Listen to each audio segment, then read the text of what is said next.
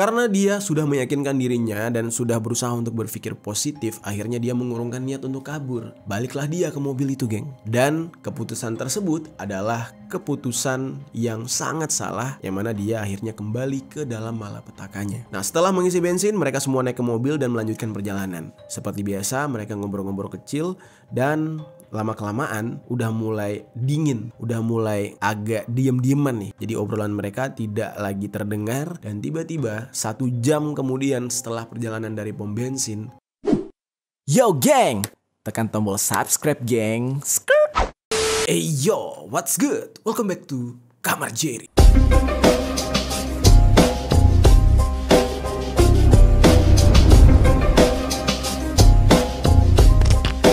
Geng. Mungkin kalian masih ingat kita sempat membahas tentang seorang laki-laki yang menjadi budak kikuk-kikuk gitu ya. Yang ini, yang namanya Pataseka. Ternyata dari sejarah di dunia ini memang tidak tertutup kemungkinan mau itu laki-laki apalagi perempuan gitu ya, bisa saja dijadikan seorang budak begituan. Nah, kali ini gue bakal bercerita ke kalian tentang sebuah kejadian yang berhubungan dengan perbudakan gitu juga, tapi kali ini terjadi di Amerika Serikat. Dan untuk kali ini korbannya adalah seorang perempuan, geng. Yang menyedihkannya adalah dia ini justru diculik oleh sepasang suami istri, disekap lalu dijadikan budak gituan oleh sepasang suami istri ini. Nah, bagaimana cerita selengkapnya tentang kasus yang dialami oleh perempuan yang bernama Colleen Stan? Langsung aja kita bahas di sisi lain.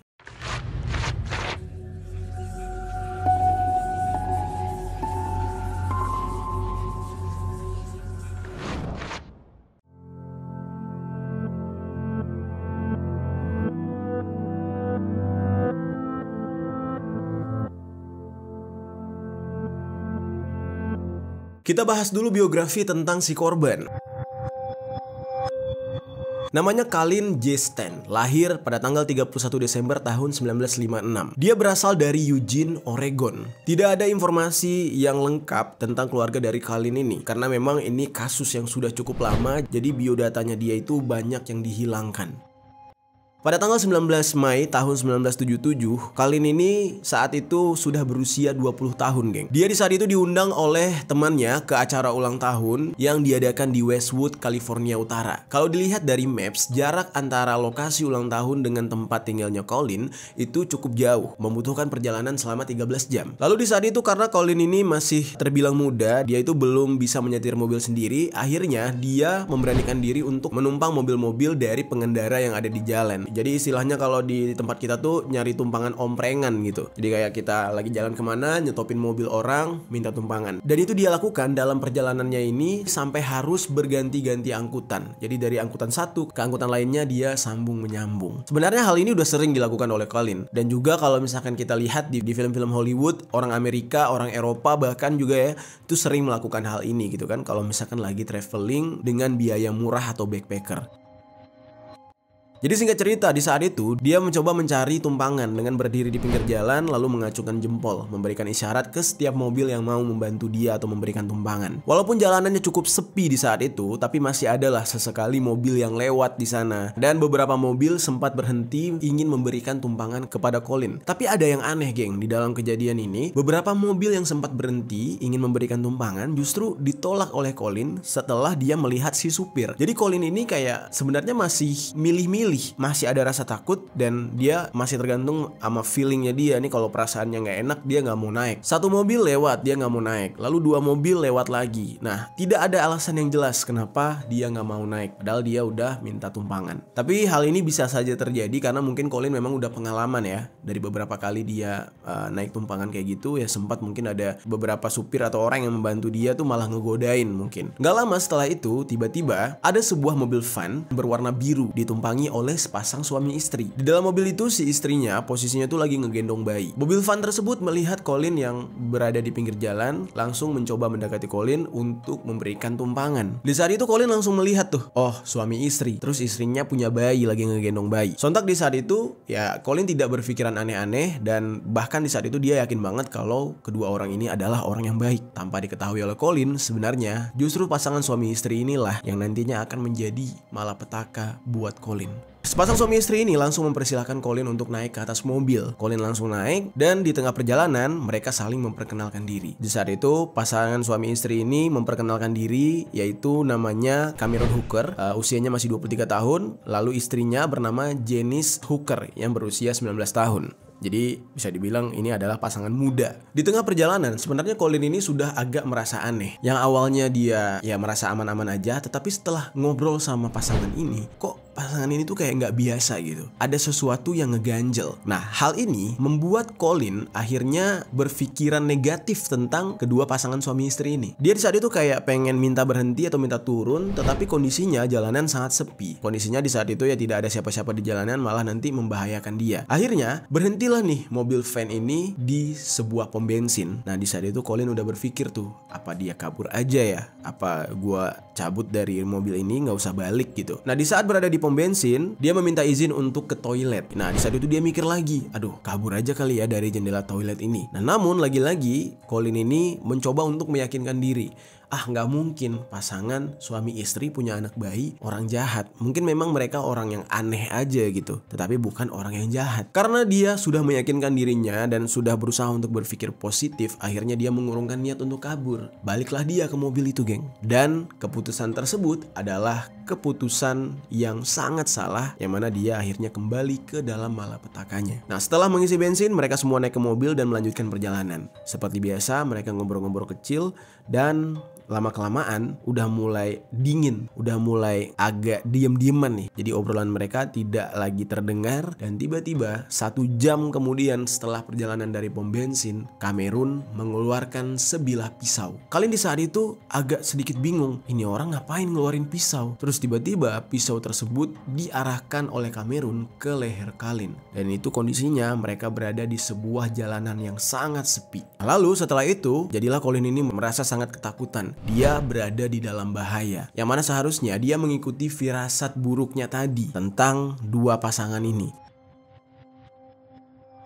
Nah lalu geng, ada 2 versi cerita setelah itu. Ada yang mengatakan kalau saat Cameron menodongkan pisau, Colin ini diminta untuk menutupi wajahnya dengan sebuah kotak kayu, yang mana kotak kayu itu berada di belakang mobil. Gunanya agar si Colin ini tidak bisa melihat jalanan dan juga tidak bisa mendengar dengan jelas pembicaraan Cameron dan istrinya. Namun di versi yang kedua ada yang mengatakan kalau Cameron hanya mengikatkan sehelai kain untuk menutup mata Colin, gunanya agar Colin juga tidak mengetahui kemana dia akan dibawa. Nah, ini ada 2 versi. Colin yang di saat itu sangat ketakutan karena ditodong dengan pisau, mau gak mau mengikuti keinginannya Cameron. Cameron dan Janice tidak jelas di saat itu mereka ini akan melakukan perjalanan kemana, apa memang ada tujuannya atau hanya ingin mencari mangsa di saat itu ya. Tapi yang jelas setelah mereka mendapatkan Colin, mereka langsung memutar arah ke rumah mereka yang berada di dekat Red Bluff. Nah, jadilah Colin di saat itu dibawa ke rumah mereka, lalu sesampainya di sana, Colin diturunkan dari mobil masih menggunakan penutup mata. Dan Colin langsung dituntun ke ruang bawah tanah rumah mereka. Sesampainya di ruang bawah tanah, Cameron mencari cara agar bisa menyekap Colin, karena kan gak mungkin cuma dikunci pintu doang nanti bisa kabur. Akhirnya dia terfikir untuk menggantung Colin dengan mengikat tangannya ke langit-langit plafon. Set, gila banget ya. Itu kan bisa bisa mati tangannya kalau kehabisan darah gitu ya. Lalu geng, tidak lama setelah itu, entah apa yang ada di pikiran kedua pasangan suami istri ini, Colin yang tidak punya salah apa-apa tiba-tiba mengalami kekerasan. Jadi dia tuh bener-bener dia dicambuk, dipukul gitu ya. Dan di saat itu Janice, istrinya Cameron, itu menaruh bayi mereka di kamar lalu kembali ke ruang bawah tanah. Nah tiba-tiba pasangan suami istri yang aneh ini melakukan hubungan badan tepat di depan Colin. Jadi ini kayak orang yang punya keanehan gitu geng. Jadi kayak punya fetish yang benar-benar menyimpang. Mungkin kondisi ini bisa kita gambarkan sebagai sebuah fantasi yang mana ini masuk ke dalam kategori ini. Kalian baca sendiri, gue gak bisa ngucapin, oke? Dan gue juga gak bisa jelasin ya, ini makna dari kategori ini apa, kalian bisa googling aja. Nah tetapi mungkin gue bisa menjelaskan tentang apa yang terjadi dengan si keluarga ini. Jadi pasangan suami istri ini punya fantasi yang seperti itu, akhirnya membuat si istrinya ini setiap kali ingin berhubungan dengan sang suami harus dipukulin, harus disaksa dulu. Sampai pada akhirnya si istri yang bernama Janice ini tidak kuat lagi kena saksaan gitu. Jadi samsak terus sama suaminya. Akhirnya si suaminya ini yang memang memang itu kan fantasi mereka gitu ya. Tapi kan mau gimana pun, walaupun itu kekerasan, tapi dia tetap sayang sama sang istri. Akhirnya dia mencari cara nih gimana agar tetap bisa melakukan hubungan tersebut dengan fantasi mereka, tetapi yang sakit justru bukan si istrinya. Nah, jadi dia carilah mangsa atau dia carilah pelampiasan. Kebetulan banget mereka bisa ketemu dengan Colin. Ya, jadi ibaratkan tuh Colin ini adalah pengganti posisinya Janice. Dia yang jadi samsaknya, Janice-nya yang dikikuk-kikukin sama si Cameron. Kurang lebih kayak gitu. Kok bisa ya ada orang seperti itu bang gitu kan? Pasti kalian nanya. Ya ada geng, itulah yang namanya tuh fantasi, fetis, dan kelainan eksual gitu ya. Kelainan seksual.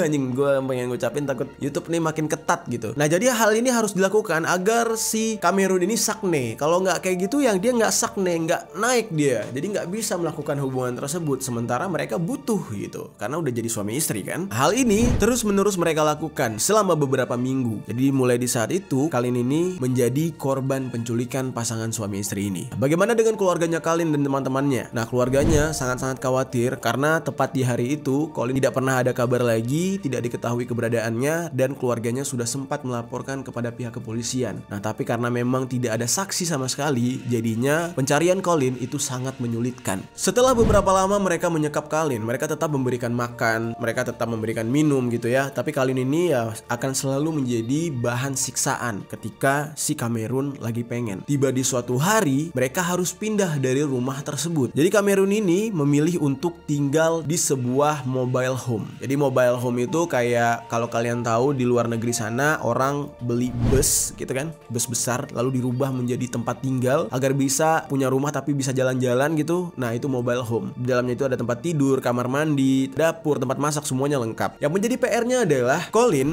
yang sudah resmi, anjay resmi nih, resmi jadi bahan samsak atau bahan yang bikin saknenya si Cameron, itu tetap harus dibawa. Karena Cameron gak mungkin nyari bahan lain lagi atau menculik orang lain lagi, repot, yang ada aja gitu. Dan di saat itu posisinya Colin juga udah sedih banget geng, udah bonyok-bonyok, sekujur tubuhnya itu udah lebam-lebam gitu ya. Ya dia udah seperti mayat hidup aja gitu. Akhirnya mau nggak mau dia dibawa, tapi karena di dalam mobile home tersebut nggak mungkin ada basement, ya ruangan bawahnya paling bagasi tempat tas mungkin atau bagasi apa yang nggak layak untuk manusia berada di sana. Jadilah Cameron dan Janice memikirkan gimana caranya Colin ini tetap bisa mereka bawa. Akhirnya di saat itu Cameron terpikir untuk membuat sebuah kotak kayu, atau lebih tepatnya kayak keranda atau peti mati. Jadilah di saat itu kondisi Colin yang sudah benar-benar lemah, ya bisa dibilang udah lumpuh lah gitu ya, dia akhirnya dipindahkan dari basement ke dalam peti kayu tersebut. Peti kayu tersebut itu diposisikan di bawah kasur pasangan suami istri ini. Mulai dari saat itu kehidupannya hanya dihabiskan untuk tergeletak di dalam peti tersebut. Dalam satu hari dia hanya dikeluarkan satu kali doang, ya paling 1 jam lah gitu ya, dikeluarkan lalu disiksa, lalu si Cameronnya kikuk-kikuk sama si Janice, lalu si Colin ini dimasukkan lagi. Jadi 23 jam penuh dia hanya berada di dalam peti tersebut. Nah, kondisi Colin di saat itu ya bener-bener kayak mayat hidup, bener-bener udah gak ada harapan. Dia tuh hanya menatap kosong, tidak lagi berbicara, tidak lagi merasakan apapun, hanya bisa bernafas. Yang menyedihkannya adalah peti tersebut bener-bener sangat panas. Nah, dari sumber yang gue dapat ya,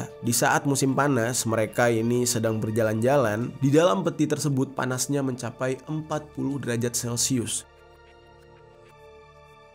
Yang mana seharusnya di saat itu Colin sudah tewas ya, tapi keajaiban tetap berpihak sama dia. Dia tidak pernah tewas dan selalu dibawa berkeliling oleh pasangan suami istri ini. Nah, lalu singkat cerita geng, 6 bulan sudah berlalu. Colin ini sudah mengalami banyak penyiksaan, udah mulai dari digantung, dipukul 90-100 kali oleh Cameron dalam sehari. Nah, lalu tiba pada bulan Januari tahun 1978, tepat sudah 8 bulan Colin ini berada dalam penyiksaan. Di saat itu Cameron dan Janice itu merasa Colin ini kayaknya memang sudah sangat pasrah. Colin sudah sangat nurut dan sudah menerima kondisinya dia sebagai bahan untuk siksaan pasangan suami istri ini. Karena Cameron ini merasa juga harus memberikan sedikit kebebasan kepada Colin, atau kasih sedikit nafas lah supaya lebih fresh gitu ya, supaya lebih enak ketika dia berfantasi. Nah, akhirnya Colin ini sesekali diperbolehkan untuk keluar dari peti tersebut. Terus anehnya lagi, ini ada sebuah perlakuan cuci otak lah dari pasangan suami istri ini kepada Colin, yang dimana tiba-tiba Cameron dan Janice itu memberikan sebuah surat kontrak yang harus ditandatangani oleh Colin, yang isinya adalah Colin itu bersedia untuk menjadi budak gituannya si pasangan suami istri ini. Nah, dia harus tanda tangan dan dia berjanji untuk siap melayani Cameron dan istrinya. Padahal kalau dipikir-pikir surat kayak gitu mana berlaku ya, geng. Dan di saat itu Janice dan Cameron sepakat untuk memperlakukan Colin, jadi dia bersedia diperlakukan secara tidak pantas dan bagaimanapun. Tapi dengan satu syarat yang diminta oleh sang istri Janice, kalau Cameron ini silakan memperlakukan Colin sesuka hatinya kecuali penetrasi, alias dia tidak boleh menyetubuhi si Colin ini. Dia tetap hanya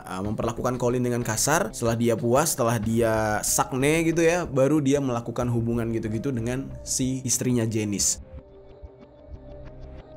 Nah, jadi dengan demikian Colin ini diperlakukan lebih kejam lagi. Dia tidak digituin sama si Cameron, tetapi Cameron justru menggunakan peralatan lain atau benda lain sebagai penggantinya. Jadi yang dimasukin ke dalam itunya tuh bisa aja kayak sebuah balok kayu atau botol dan lain-lain untuk membuat fantasi si Cameron ini jadi naik. Dan di dalam surat perjanjian itu, nama dari Colin itu yang harusnya C itu diganti dengan K agar menyamarkan identitasnya. Nah, di saat itu Colin mau tidak mau mengiyakan hal tersebut demi sedikit kebebasan, ketimbang dia harus menghabiskan setiap harinya di dalam peti mati. Lalu timbul pertanyaan, berarti sekarang posisinya Colin ini sudah memiliki sedikit kesempatan, walaupun kecil gitu ya, untuk bisa kabur dari mobile home tersebut. Ya, dia udah bisa sedikit bebas, bisa bergerak di dalam mobile home, tidak lagi di dalam peti. Nah, namun kenapa hal ini tidak dia lakukan? Nah, hal ini terjadi gara-gara Colin ini sudah dicuci otaknya oleh Cameron dan Janice, yang dimana mereka berdua mengaku kepada Colin kalau mereka ini adalah bagian dari sebuah organisasi sesat yang bernama The Company, yaitu sebuah organisasi seks rahasia yang dijalankan oleh anggota elit global. Nah, lalu kok bisa nih Colin ini gampang percaya dengan perkataan dari Cameron dan Janice? Nah, sebenarnya kalau kita balik nih geng ya, kasus-kasus di masa kejadian ini itu memang banyak banget. Di Amerika itu sedang marak yang namanya kultus-kultus sesat atau ajaran-ajaran sesat, yang mana organisasinya itu terbentuk di berbagai titik yang ada di Amerika. Nah, jadi Colin di saat itu ya percaya apa yang dikatakan oleh Cameron dan Janice. Nah, dan juga di masa itu bertepatan dengan dimana terjadinya kasus eksekusi berantai yang dilakukan oleh Zodiac Killer, kalau kalian tahu nih. Nah, di saat itulah apa yang dikatakan oleh Cameron dan Janice ini cukup masuk akal buat Colin. Colin itu merasa kayak ya dia nggak mau juga nanti menjadi korban eksekusi dari kelompok organisasi sesat yang diikuti oleh Cameron dan Janice. Lalu selain itu, Colin ini juga dicuci otaknya dengan cara diberitahu kalau keluarganya dia itu sudah diintai oleh sekte sesat The Company. Nah, sekte sesat The Company ini tidak memberikan kebebasan kepada Colin, yang mana kalau Colin ini berusaha untuk kabur, maka keluarganya akan dieksekusi semua. Nah, dan bahkan mereka mengatakan mereka memasangkan alat penyadap, baik itu di mobile home mereka dan juga rumah keluarganya Colin. Jadi di saat itu Colin benar-benar tidak bisa bergerak. Disinilah cerita ini mulai agak sedikit bikin geram, geng, bikin gemes gitu ya, karena sudah dicuci otaknya, hari demi hari posisinya Colin ini semakin bebas. Bahkan dia dibiarkan untuk berolahraga di luar, terus juga dibolehkan untuk berinteraksi dengan masyarakat yang ada di sana. Nah, tapi anehnya adalah setiap selesai melakukan kegiatan, Colin ini benar-benar tidak kabur, tidak cabut dari mobile home tersebut, justru dia kembali lagi ke mobile home milik Cameron dan Janice, dan lagi-lagi dia menjadi pelampiasan seks menyimpangnya si Cameron.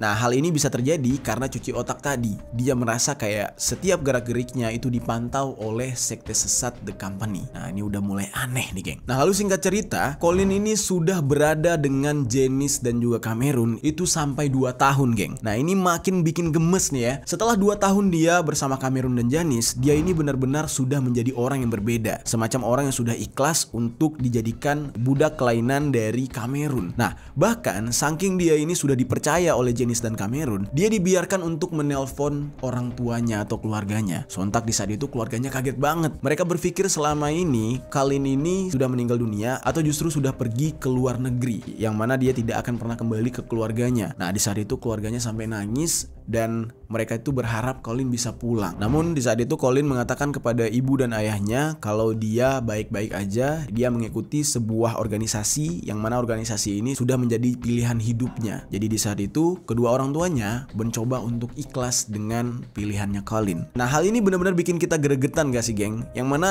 kesempatan dia untuk kabur, kesempatan dia untuk bisa meminta tolong itu semakin besar. Orang udah teleponan sama keluarganya, tapi justru tidak dia lakukan. Karena itu tadi, dia takut merasa diawasi oleh sekte sesat yang bernama The Company. Dan singkat cerita, setelah 2 tahun dia bersama Cameron dan Janice, nah pasangan suami istri ini sudah memiliki anak kedua. Dan di saat itu, mulailah tuh Colin ini diberikan tugas tambahan. Selain melayani nafsu menyimpangnya Cameron, dia juga sehari-hari harus mengasuh 2 anak dari Cameron dan Janice.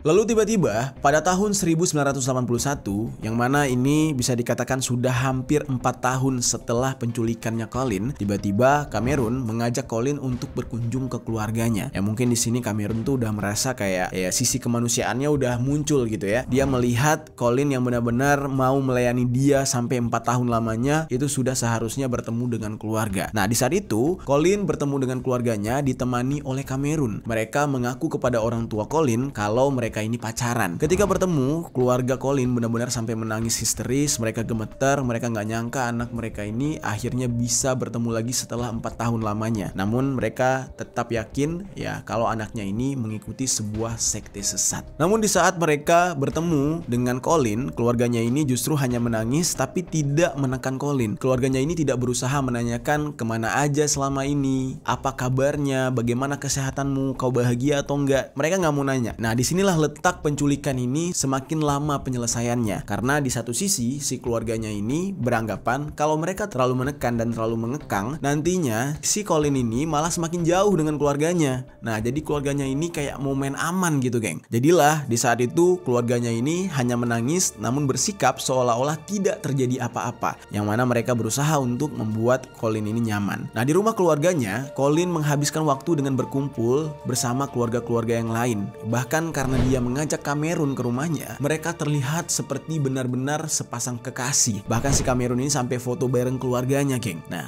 gimana tuh? Padahal ini adalah kasus penculikan, tapi pada akhirnya ini terlihat seperti normal.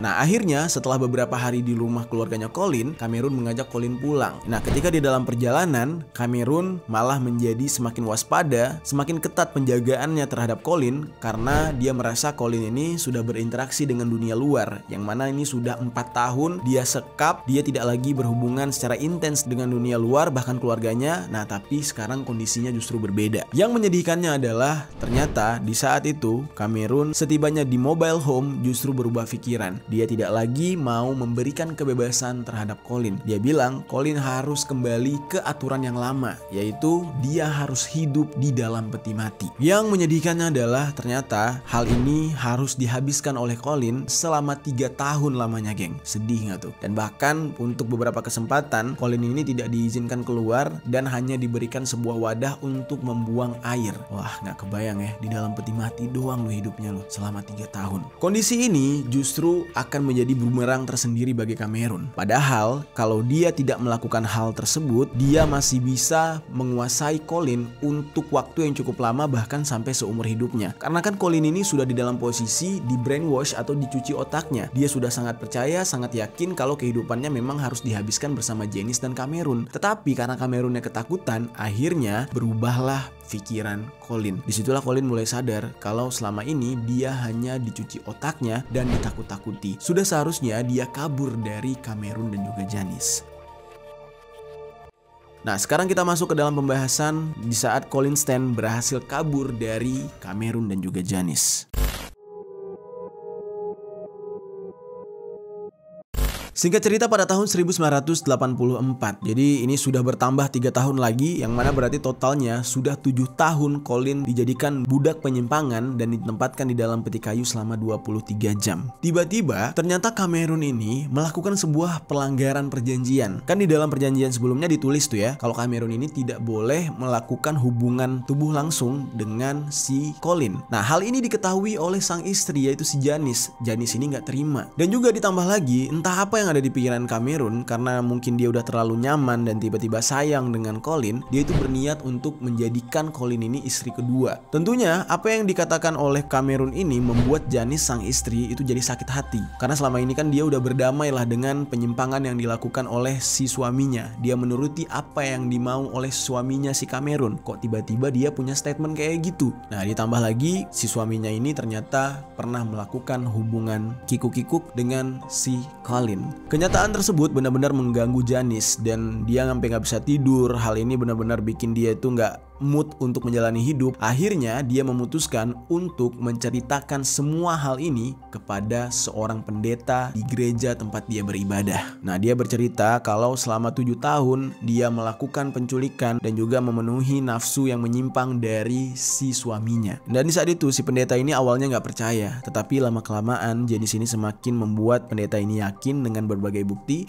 sehingga akhirnya si pendeta ini benar-benar shock dan merasa sangat sedih, dan dia meminta Janice untuk segera lepaskan Colin karena Colin ini sudah terlalu lama menderita, ya 7 tahun geng lamanya. Dan dia meminta Janice untuk meninggalkan Cameron, yang mana Cameron ini ya sudah tidak sehat, mirip seperti psikopat gitu ya, memiliki kelainan dan harus dilaporkan ke pihak kepolisian.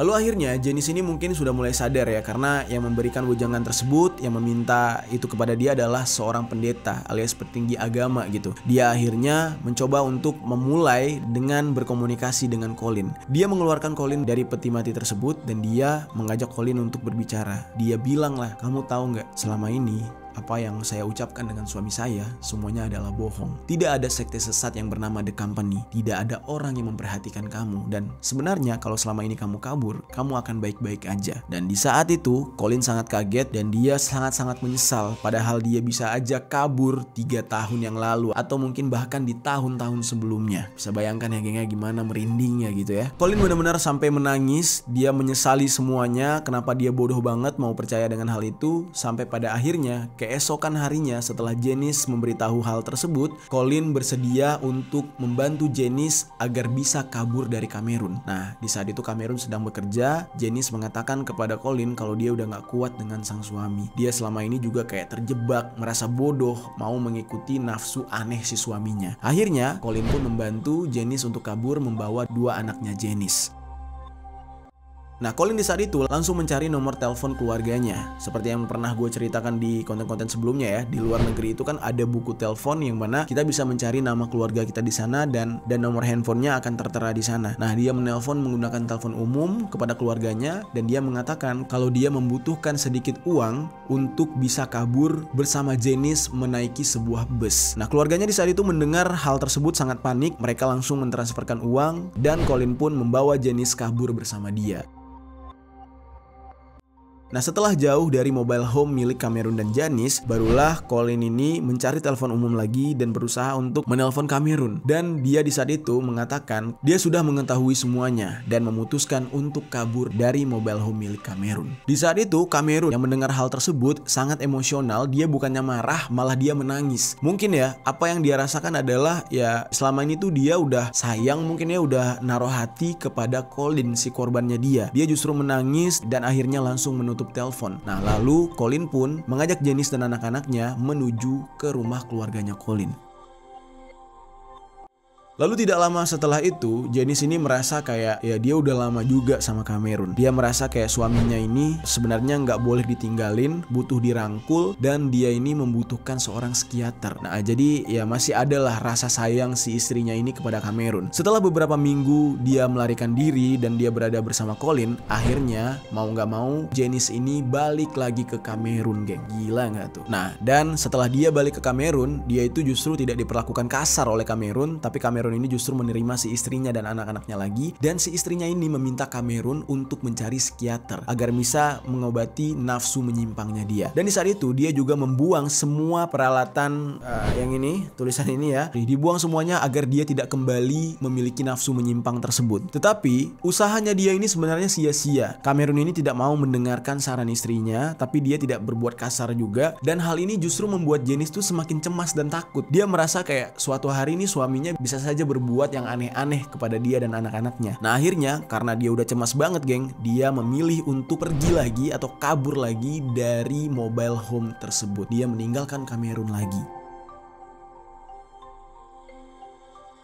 Nah, aksi kabur yang dilakukan oleh Janice itu terjadi pada tanggal 28 September tahun 1984. Nah, namun sebelumnya Janice ini pernah memohon kepada Colin untuk tidak melaporkan Kamerun kepada pihak kepolisian. Dan bahkan dalam kondisi ini, Janice itu mencoba untuk melibatkan Colin untuk membujuk Kamerun agar mau berubah. Nah, ini agak aneh nih. Antara si Janice ini hanya ingin melindungi si suaminya atau dia memang pengen Kamerun atau suaminya ini sembuh gitu. Nah, dia meminta Colin untuk tidak melaporkan kepada pihak kepolisian dan juga berkomunikasi dengan Kamerun melalui surat menyurat dan telepon. Di saat itu, Colin yang merasa bingung, kan selama ini dia yang disakiti, dia yang menjadi korban, kok malah diminta tolong kayak gini. Nah, akhirnya Colin itu merasa kayak tiba-tiba dia memang harus melakukan hal tersebut dan dia pun menghubungi Kamerun dengan tujuan dia juga ingin Kamerun ini berubah. Nah, jadi di dalam hal ini, Janice istrinya itu masih yakin kalau Kamerun ini bisa berubah.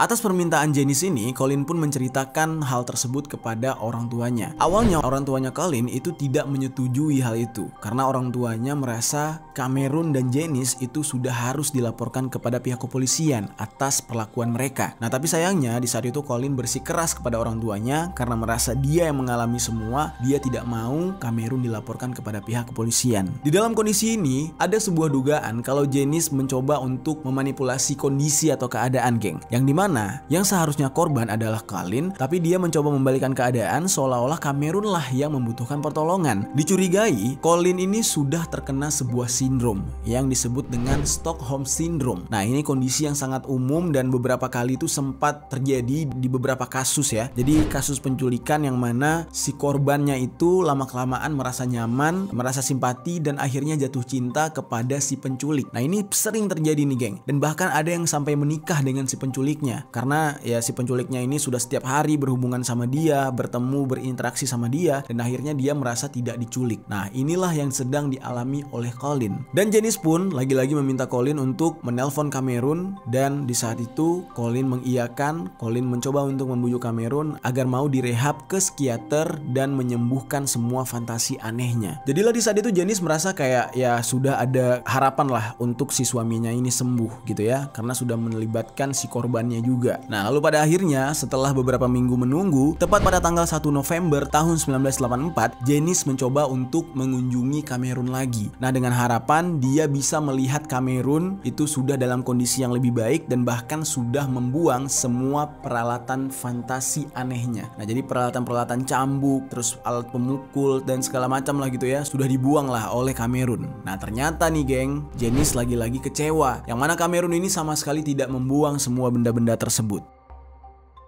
Akhirnya karena udah mentok banget, Janice pun menyerah nih dengan kondisi ini. Dia kembali ke pendeta gerejanya, meminta saran bagaimana caranya agar Kamerun ini bisa berubah, langkah apa yang harus diambil. Nah, si pendetanya mengatakan mau tidak mau Kamerun ini harus dilaporkan kepada pihak kepolisian agar dia bisa diberikan efek jera. Nah, Janice pun mengiyakan hal tersebut dan dia akhirnya melaporkan Kamerun kepada pihak polisi. Pihak polisi langsung bergerak setelah mendengarkan laporan ini. Dia menangkap Kamerun dan juga berikut dengan Janice. Nah, di saat itu Janice hanya diminta menjadi seorang saksi. Di dalam pengadilan, keputusannya adalah Janice ini dibebaskan dari hukuman karena walaupun dia terlibat pada awalnya, tetapi dia berjasa dalam membongkar kasus ini. Nah, sedangkan Kamerun sebagai pelaku utama dijatuhkan hukuman dengan tuntutan 104 tahun penjara. Itu mah tinggal tunggu mati gitu ya, geng. Nah, jadi dia dijatuhi hukuman pada bulan November tahun 1985. 1 tahun setelah dia dijemput oleh pihak kepolisian. Nah, dia dituntut atas tuduhan penculikan dan juga memperkaos korbannya, serta melakukan kekerasan seksual dengan menggunakan benda-benda yang tidak lazim. Salah satu contohnya adalah tongkat kayu yang dimasukkan ke alat vital si korbannya.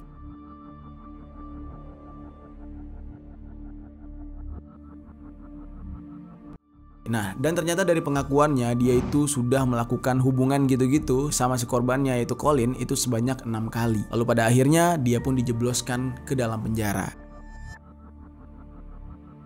30 tahun kemudian tiba-tiba tersiarlah kabar ternyata Cameron melalui keluarganya itu mencoba untuk mengajukan pembebasan bersyarat karena merasa ya 30 tahun menjalani hukuman itu sudah banyak yang berubah. Nah, namun dari laporan sipir penjara, dia ternyata selama di dalam penjara tidak pernah terlihat ada perubahan dan bahkan beberapa kali tercatat membuat onar atau masalah. Nah, lalu Colin yang sempat mendengar kalau Cameron mengajukan pembebasan bersyarat itu merasa deg-degan. Namun akhirnya dia merasa lega karena pengadilan menolak pengajuan tersebut. Nah, lalu bagaimana kondisi dari Colin Stan ini setelah 7 tahun mengalami trauma tersebut?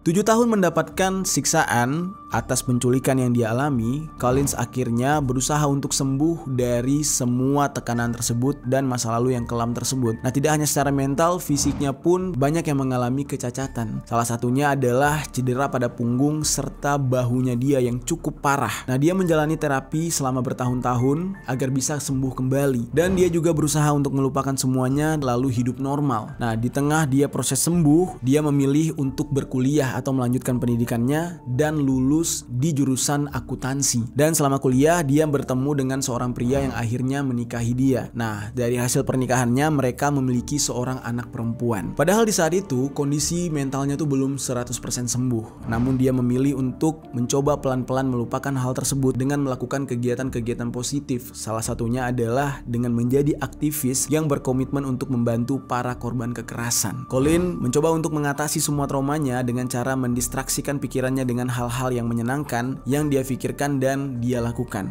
Lalu singkat cerita, pada tahun 2009 dia sempat merilis sebuah buku yang berjudul The Simple Gift of Life, yang mana berisikan tentang detail penderitaan yang dia alami dan pelajaran yang bisa dia ambil dari kasus penculikan yang dialaminya. Nah, lalu geng, pada tahun 2016 kisah dari Colin ini menginspirasi sebuah film yang berjudul Girl in the Box. Nah, di film tersebut kalian bisa menonton dan melihat visualnya gitu ya, bagaimana menderitanya Colin ketika dia menjadi korban penculikan selama 7 tahun.